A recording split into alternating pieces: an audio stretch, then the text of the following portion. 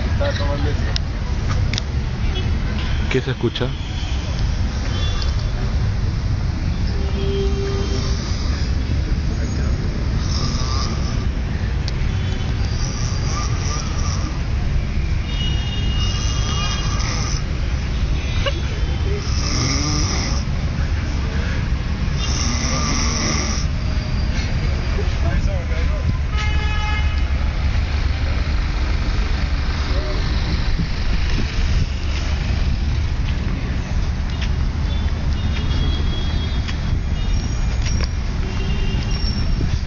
Oh, esa mierda era, huevón, parecía la cisterna, huevón, qué bestia. No, pero no lo cuelgues, huevón, se puede quedar sin chamba.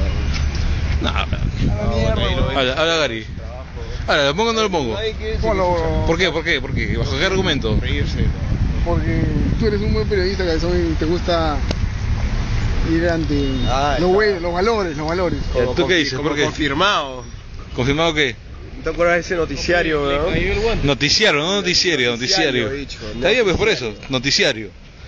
¿Y por qué de ese? No. No, como me recuerdo. Que decían chifa, no sé qué. Chaufa, bamba. Le cayó el guante. ¿Te acuerdas?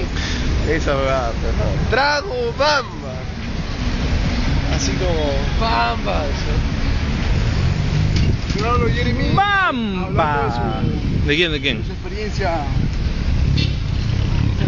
El nuevo goleador del campeonato Local. He ahí nuestra creación.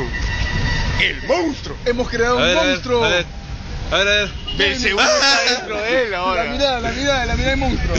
A ver, voltea. Señor monstruo, voltee, por favor. Ah, no. La niña Belcebú está dentro de él ahora. ¿Sí o no, Ari? ¿Quién está dentro de él? salió de mí, se metió ahí, en esa alma. La niña, mira cómo va a Ahí llegar la niña. está. Elección. ¿Qué acción? A ver, señores, mire, una clase maestra. Él hace la del desprecio. ¿Cuál?